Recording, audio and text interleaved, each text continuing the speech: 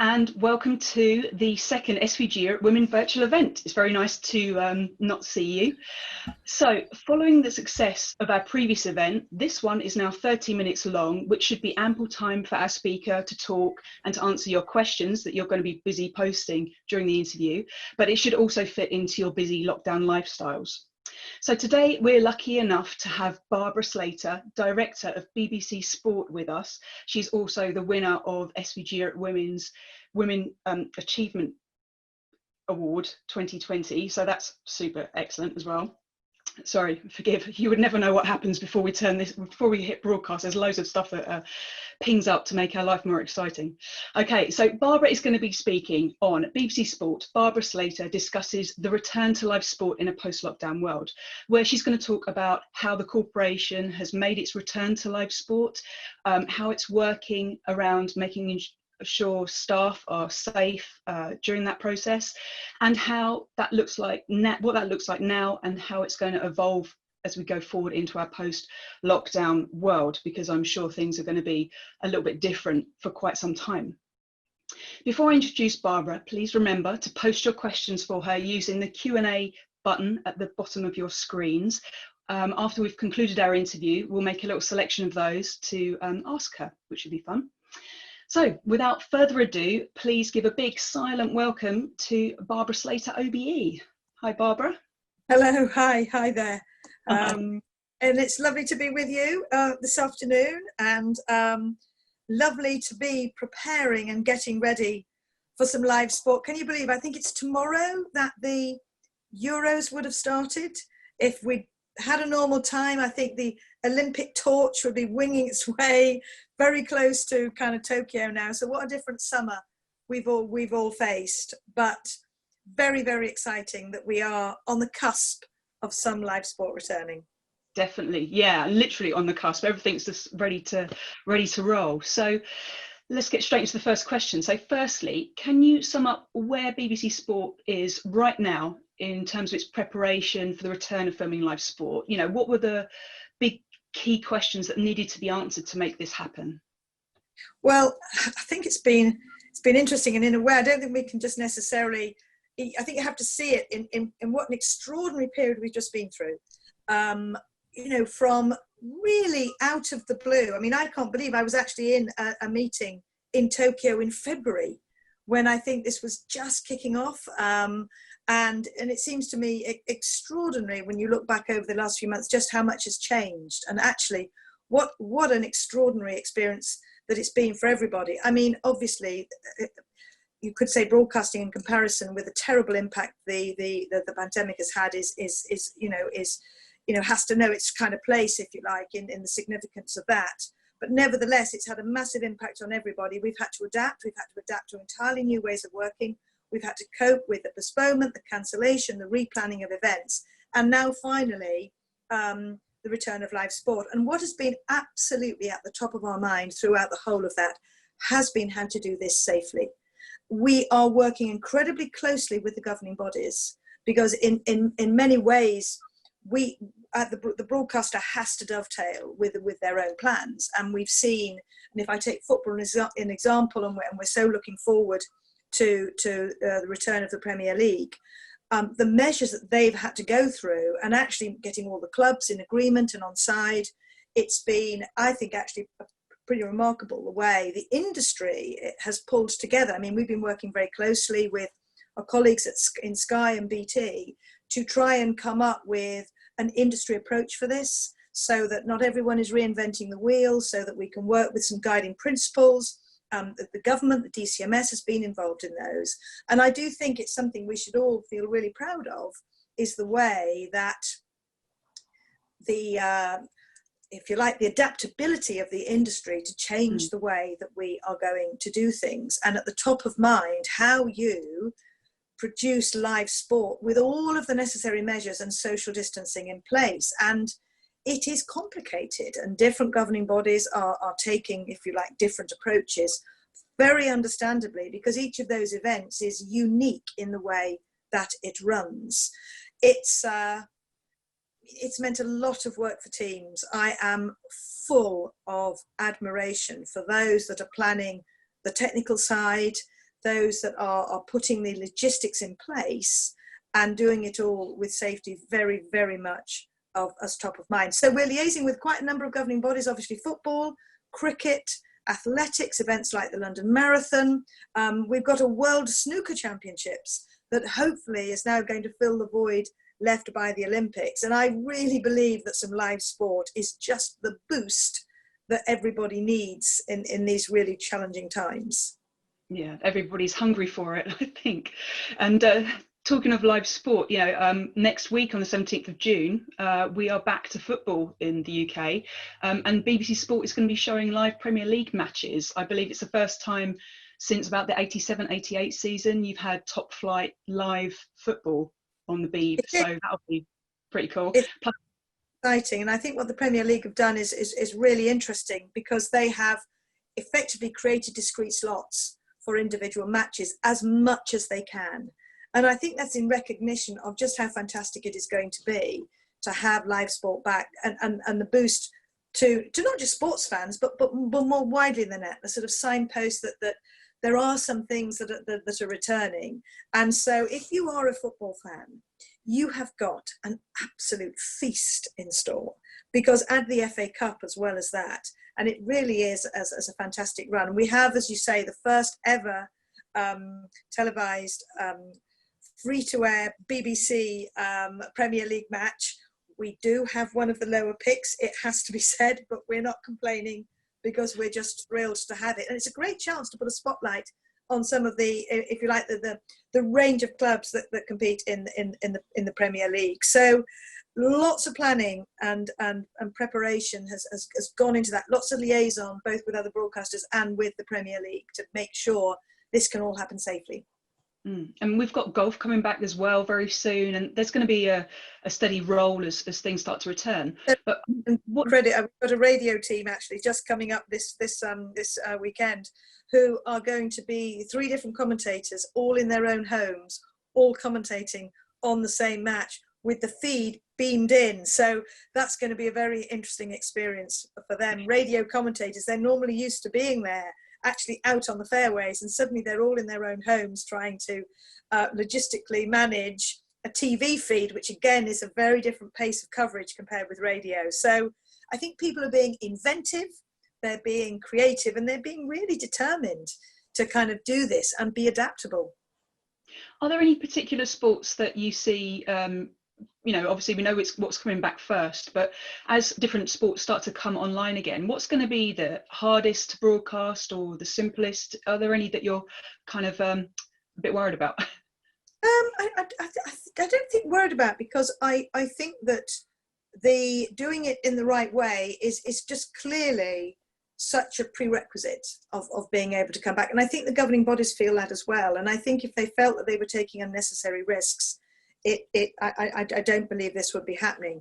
I mean, it really is, you know, that they're, you know, if I take the Premier League, you know, looking to keep a very, very minimum number of staff within the stadia. There'll be zoning in the stadia. There'll be very strict protocols around the broadcast environment. We're working with suppliers as to how that might work, all with social distancing as top of mind. And if there can't be social distancing, then measures that protect the safety of staff. So, for example, wearing of face masks of screens, and other things that kind of can help. You know, industry standard self-declaration forms, so that those who are involved in that broadcast can be very confident that it's going to be safe. I myself, I've been going in and looking at how the office environment, which of course has a lot of technical infrastructure within it as well, is based. And I can tell you, when staff do start to come back, and I know some have worked throughout this period, I think they're going to find it a very different environment, very, very rigorous and regimented. I mean, there's markers on the floor about where they can walk, where they can stand. There's a whole one-way system, so that staff can genuinely be socially distanced, but also in their workplace.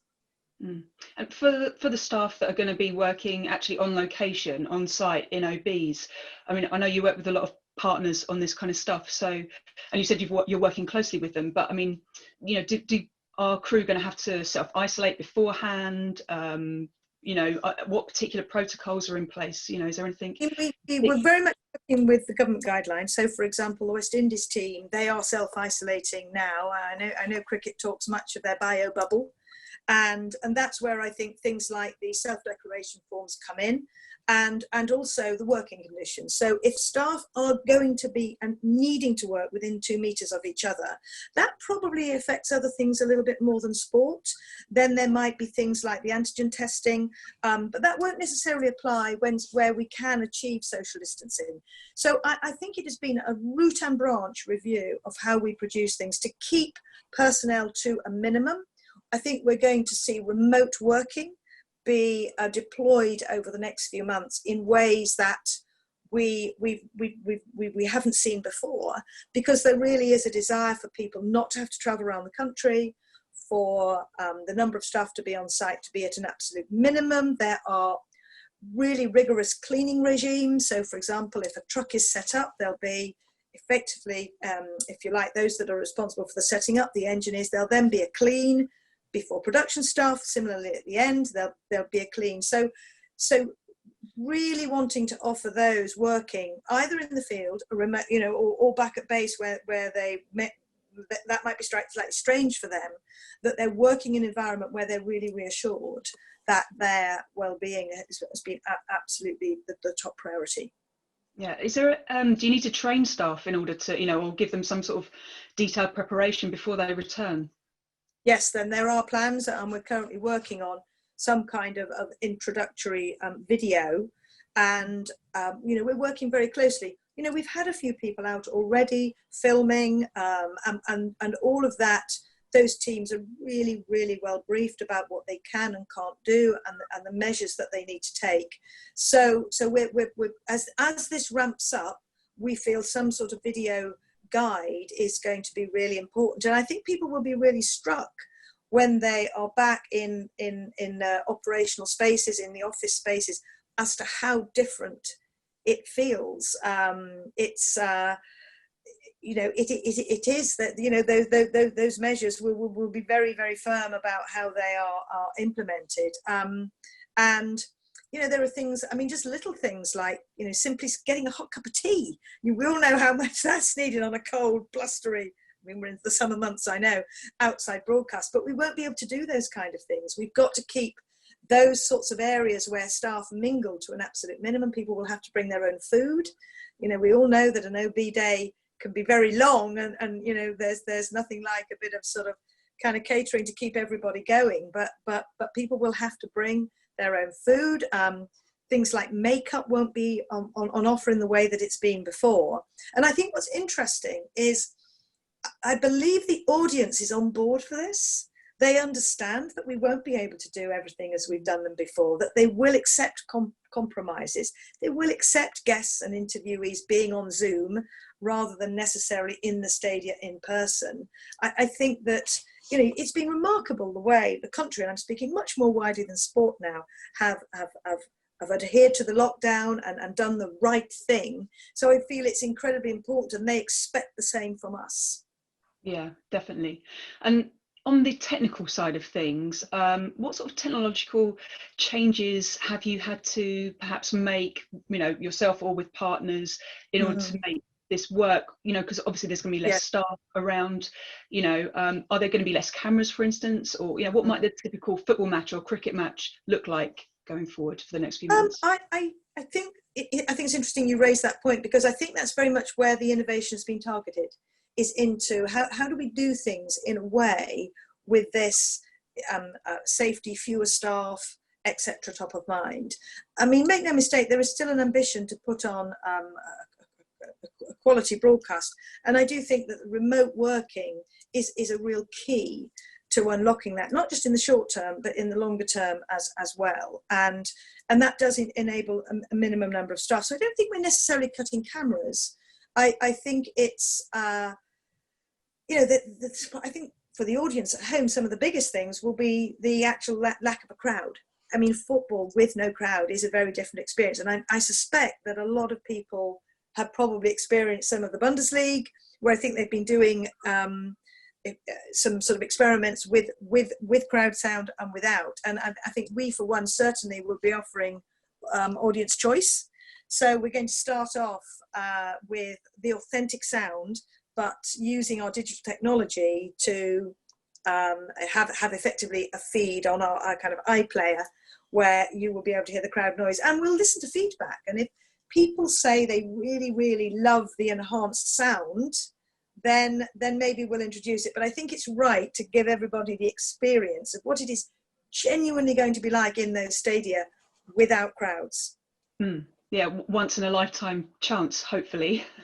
But on cool innovations and stuff, is AR, VR, 5G technology, extra graphics, is any of that kind of stuff going to feed into what we produce?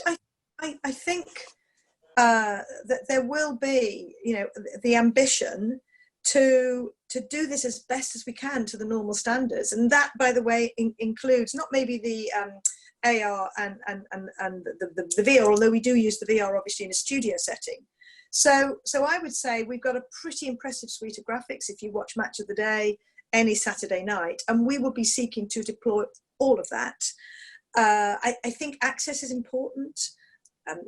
Particularly if we're going to have the opportunity to maybe go to some clubs that the BBC hasn't necessarily always been to, I think that'd be wonderful. So we're very much hoping that we will have sufficient on-site presence to really be able to capture the essence of a club and make sure that we really, celebrate perhaps some of the,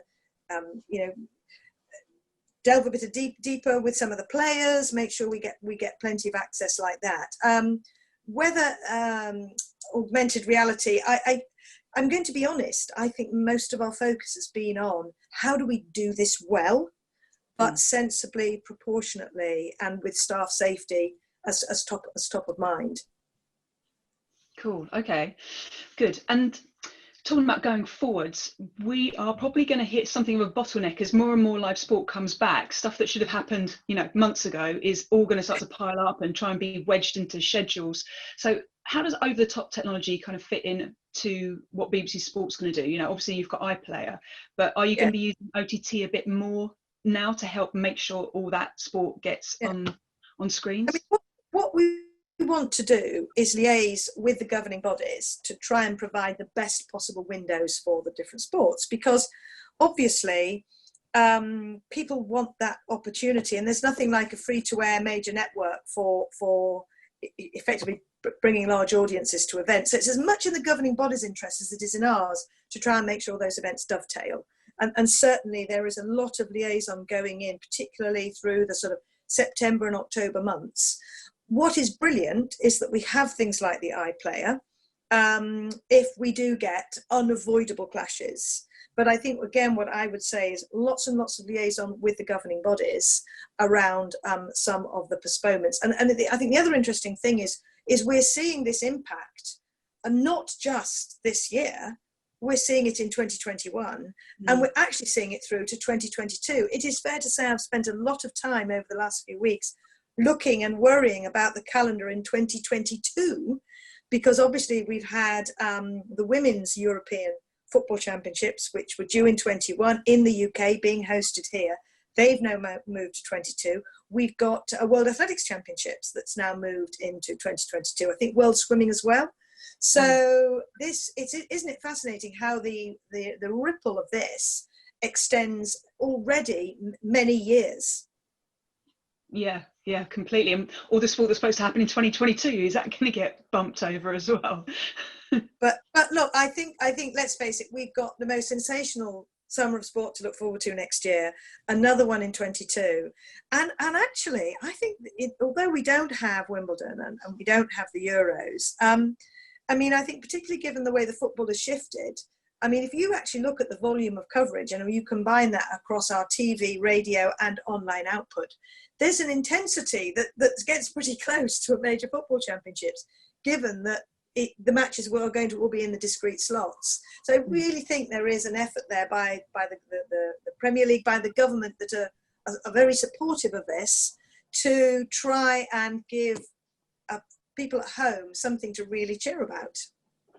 Yeah, and Back to staff again. We've been talking a lot, remote production has come up a Yes. lot. And I know most of your staff have been able to work remotely since the Yeah. lockdown began, which is excellent and how it should be. Do you think remote working is the new normal? Is it something that BBC Sport is going to make Yeah. available to staff if they choose to going forward? And also, is it affordable? Because it is quite an expensive thing to do sometimes. Well, I think there's two elements. There's one is when does remote working, as you could say, as I've done over the last few weeks, I'm usually meetings and office based, and suddenly I'm at home, and for me it's Zoom meetings all the time, and if you like, home office working. Pros and cons with that. I suspect going forward we will see a sort of, I'd love to see a best of both worlds. I think it's been interesting. Some people have loved it, some people maybe less so. But I think what's interesting is some of those that were maybe a bit reticent early on actually have grown quite comfortable with it. Are we going to be coming, when this is over, back to our offices? Yes, but will it quite be on the same level? Interesting. Are we going to be able to cut down travel and what you might describe as a degree of dead time spent maybe commuting and all of those other things? So I think that there have been many benefits from people working at home, and I'm now talking slightly more around, as I say, the planners, the organisers, and then I think you've got those that would normally work in the field. They would normally be at events, directing, in the trucks, if you like. And I definitely think we will see remote working increase, and decisions will be made on an individual basis. And I think there's one thing that we've really got to think in all of this. It's around the issues of sustainability, because I think there is no question that technology is going to provide major solutions in terms of making the broadcast industry one that really champions and follows through with sustainability.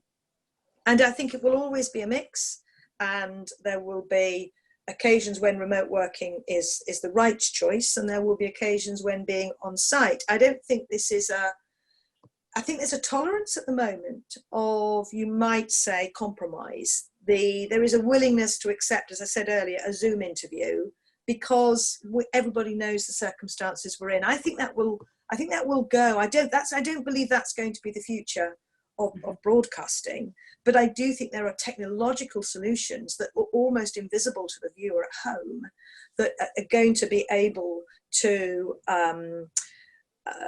facilitate production in new ways. And it's interesting you say it can be more expensive. It probably is now, but actually, if there really is a collective will to see more remote working, then I think that cost and investment will drive down the prices. It will become the new way. And actually, if you're on a talkback and we're getting into a scenario where some of those sound delays, that particularly when you're working internationally, become a problem, actually why wouldn't you do it remotely if we've got the if you like, almost the fiber infrastructure to make sure that connectivity isn't onerous and expensive? So I do think this will have accelerated that. Definitely. Now this is a interesting question. I know a lot of the listeners are going to be thinking about this one, but will we see less production crew jobs at BBC Sport, or even full-timers going forward, working at live events, because of the changes for their safety, and perhaps with regard to budget as well? Because obviously I know the BBC is slightly different, but a lot of broadcasters have lost a lot of money over the last few months. I think there is going to be a tough time for the industry. And I think there will be for lots of industries. I don't just think that's unique to broadcasting. It's been extraordinary, hasn't it? The impact that this has had, and it has had massive ripple effect. If you look at ad revenue, it's been decimated. We've had lots of issues ourselves around funding, around the continuation of effectively free license fees for over 75s, which has had a kind of unexpected and direct impact on budgets. So this has not been an easy period for anybody. And you think of the suppliers, our suppliers and partners, all of those have had to deal with a sudden halting of their workflow and therefore their income. So I think this is really tough. Is there an enduring quality to sport that will always keep it as a premium? Yes, I think there is. So I think this is an industry that will recover, and it's an industry that, to produce sport at the highest level, is going to need production crews and teams. I don't think there'll be any cutbacks that maybe specifically come other than the broad savings agenda that we will all face. So, is maybe there'll be less working in the field, but that doesn't mean we won't need production staff who therefore are merely just located somewhere else. So I'm not sure I see this as the, potentially a cause of a real shift in the numbers of staff we employ. That will probably be driven by the broad savings agenda, and sometimes, the loss of rights. That I suspect going forward will have a bigger impact than the fallout of COVID. But I think the fallout of COVID will have much more impact on the way that we produce. Sure. Okay, and I'm aware we're kind of, time is ticking. I know there's a lot of questions coming in. So last one for you, just to summarise. Everyone's going to be watching BBC Sport as you manage this return, filming live sport again. So how do you feel about that, and what would you say to those observers? Well, we're very excited by it. We will, in the circumstances in which we operate, try to maintain all of the standards that we usually do. But what we have done, and we are prepared to accept compromises in what we do, is put the safety of our teams right at the top of the priority list. Fabulous. Thank you very much, Barbara. Okay, now we've got millions of questions for you. So here's some that I think we might overrun just a little bit. We've got a question from Hazel. I think it's Hazel Palmer. Sorry, your surnames are all being a bit squashed. So is there going to be a working protocol on these live events that's agreed between different broadcasters and production companies, or is it each production company working out its own system?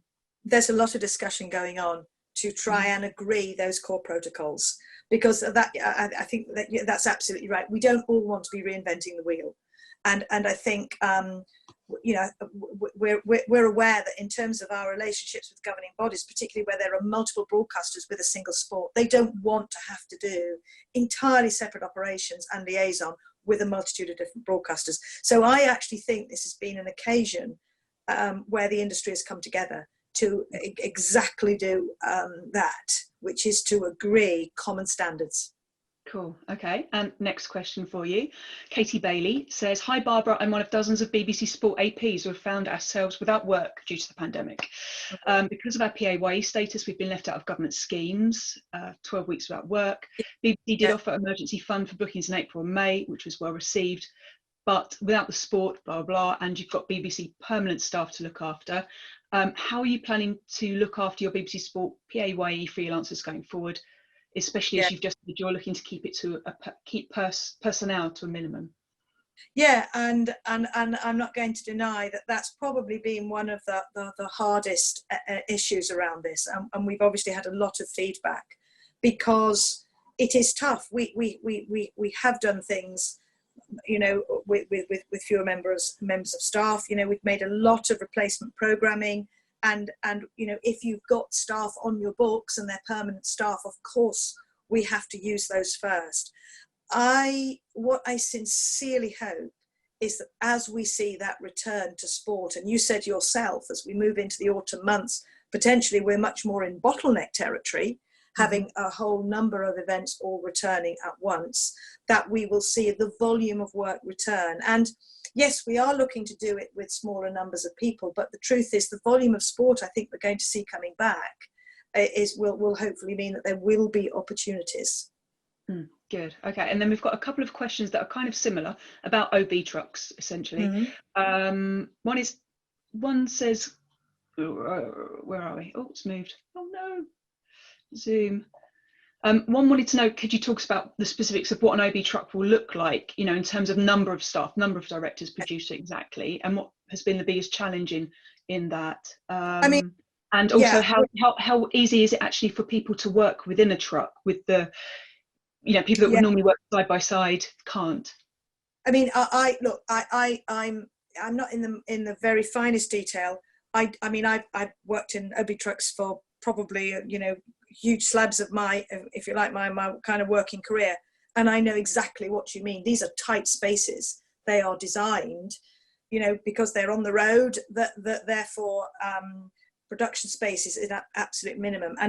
And so there are a number of things. If people can't, they have to be within 2 meters of each other. A number of things. There will be an expectation around wearing face masks when people are in close proximity, and perspex or curtain screens, so that we can keep people separate, and an enhanced and really rigorous cleaning regime. So, as I say, a team might go in first for the setup, the working space cleaned for production staff to come in, and similarly when production staff are finished, cleaned then for, if you like, engineering staff.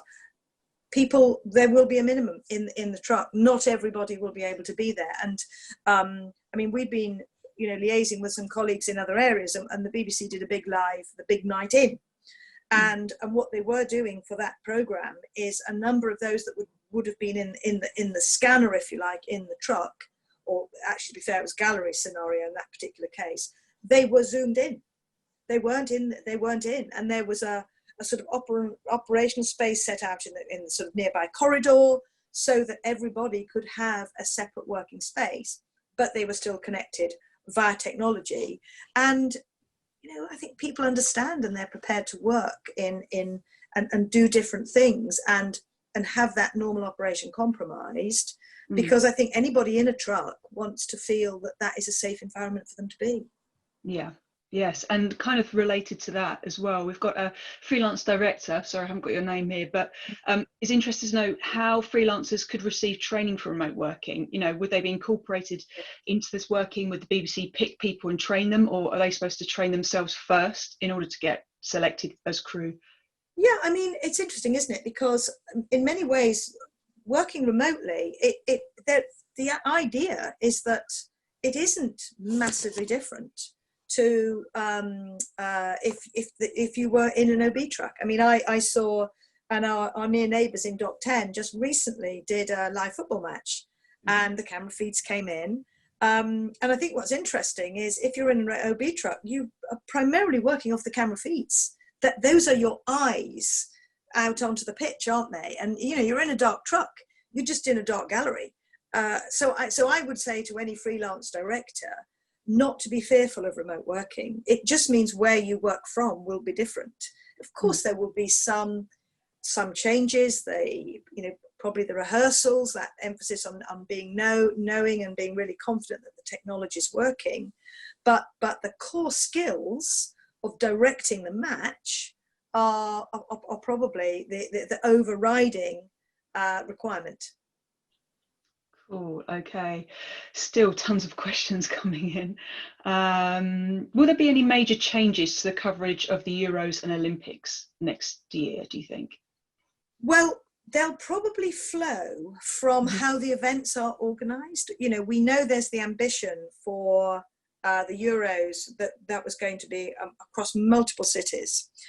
What we don't know is whether that will be exactly the same. Will there be the same number of cities, or will the actual event be slightly changed? I mean, you know, we had plans already for some of our production of the Euros to be remote, given that it was going to be over multiple locations. So I think it's very much an exercise in waiting and seeing how those events would be organised. They are both huge investments for us, and it's very, very important that we do them well.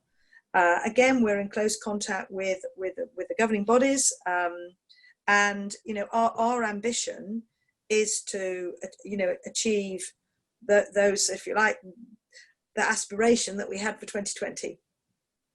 Great. Okay. And do I do last question or? Oh, okay. Two last questions. Okay. So the first one, as a former Olympic athlete yourself, do you have any insights into the challenge they face with a 1 year delay, and how would you have handled it back in 1976? Oh, that must be absolutely devastating. I can't imagine, particularly if you'd won your place, because I think what people, and maybe is it's not just sometimes the actual competition that you face while you may be competing in the Olympics, it's the challenge to get there. I mean, and particularly the high standard in many of our sports here in the UK, the competition to get your place is intense. And therefore, the margins when you're performing at the very elite level are so fine that the motivation to get to that level, to then have that taken away and then have to do it all again, there will definitely be some athletes probably robbed of you know, a moment in history that they might have had if it was 2020. And equally, a year later, there might be others that slightly come to the fore, because I think at elite level sport, life at the top can be quite short. And then again, I think we'll have some of those famous kind of names and things for whom I think they maybe will take it just a little bit more in their stride, because maybe they've competed in previous Olympics and they feel that they've still got another Olympics in them. But I think that must have been absolutely devastating. And I do hope that wherever possible, if somebody earned their place in 2020, they get to take that place in 2021. I think it will be possible in some sports, but maybe not every. Yeah, definitely. It's such a, people work for years to peak at the right time. That's what's just so heartbreaking about it, is it's just so many years of dedication, and the Olympic cycle, it's once every 4 years. So in an elite athlete's life, there are limited opportunities of being in that type of competition. Definitely. Well, hopefully they all make it through to next year and do what they're supposed to do this year. So last question for you. This is a nice one. Sorry, again, I don't have the name here, but do you have any advice for a young woman who wants to get a job at BBC Sport? It's not me. Well, what I would say is kind of learn the trade, and wherever you can, because it's that terrible chicken and egg situation, isn't it? Do you have the experience to get the job, and where do you get that experience? I would also say we are on the cusp of a really changing media world. Be media savvy. Be you know, there are outlets now that never used to exist. You know, be adept in social media. Be digitally savvy. And that doesn't mean that there isn't a TV broadcast career for you or a radio broadcast for you. I just think our expectations of new entrants is higher. We almost expect them to have quite a spread of skills by the time that they come into the industry, and ideas. That's the other thing I would say. Be full and bursting with ideas, because creativity is one of the things that is I think going to be so essential in this industry going forward. And there are places that you can show that and display that, and opportunities that maybe didn't exist before. And keep your eyes peeled, because we do recruit, we do run training schemes. You know, there are opportunities. Yes, they're fiercely contended, but you know, we are eager to make sure that we are bringing in new talent when we can. Fantastic. Okay. Thank you so much for that, Barbara. It's been really interesting to hear what you're doing to bring sport back and keep fans happy. So thank you. Big silent round of applause for you. It will all happen.